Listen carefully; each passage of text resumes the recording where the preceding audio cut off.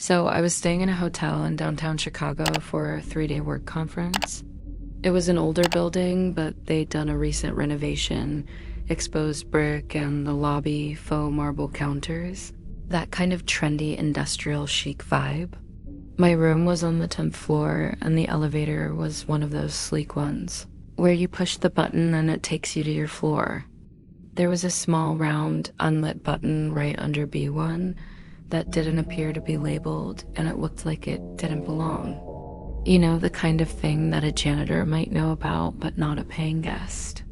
Instead of the old-fashioned ones where you push the button and it dings, and then you have to push another button to go up or down.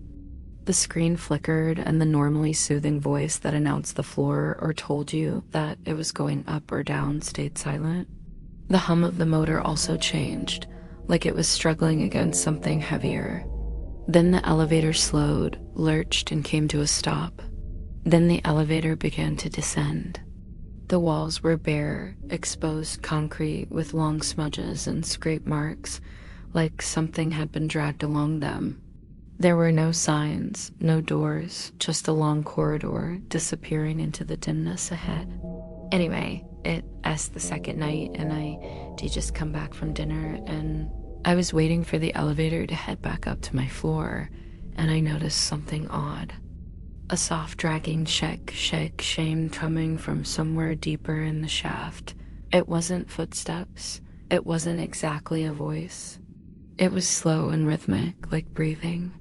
I pounded on the closed doors. I screamed, "Help," but no one came. I checked my phone, no signal. As I leaned against the panel, I accidentally brushed the bottom edge and felt a slight click beneath the numbered buttons. The sudden silence made the noise louder in my head. It was closer now, getting louder. I don't remember how long I stood there, but eventually the doors opened. But then I remembered the sound behind me, the breath, the scrape marks on the wall. I stumbled backward and slammed my fist against the lobby button. The doors closed, and the figure didn't run. It didn't need to. And I stumbled backward in and slammed my fist against the lobby button. The doors closed. Then the screen flickered on, and B3 glowed beneath us. It was standing at the end of the hall, tall still. I took a step back, wanting to get away from whatever was in that room, but I couldn't go back the way I came. I didn't want to run, but I ended up doing it anyway. But it was tall and wrong. Its arms hung too low. Its head was tilted too far to the side. So naturally, I did what anyone would do. I crouched a little and found it. It was cold and stale, like wet concrete and old metal. There was no sign, no B2. Nothing indicated that this floor even existed. The doors were flanked by 2 narrow vertical panels. No emergency exit signs, no numbers, just a large B stenciled in black paint. So I hesitated for a second, then pressed it. Okay, so at this point I'm thinking, wow, this is actually very funny. As the elevator continued down past B1, I watched the screen. It showed B1 again, then B2 again, then B3, which was definitely not a floor in this hotel. But we were still moving downward. The lights dimmed slightly, not much, but enough to notice. Ding, the doors opened, air rushed in. I hesitantly crossed the threshold. The floor was concrete, cracked in places and stained with what looked like rust, and then I heard it. Before I could react, whatever it was, it stopped.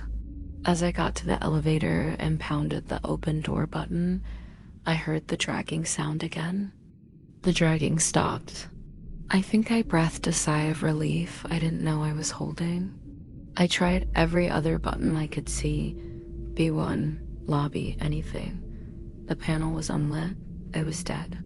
From behind me came the soft dragging sound again, followed by the distinct click of the elevator doors opening. I didn't move. I couldn't. I felt frozen in place. Then I saw it. At first it hadn't registered on my radar, but now I could see it. I tried to get away, but the elevator doors blocked the way. The figure stepped forward. I backed against the elevator doors. It moved again, slowly shuffling. I couldn't make out any details. Just then, ding, the elevator doors slid open behind me. The elevator remained motionless for a moment, just humming. I screamed,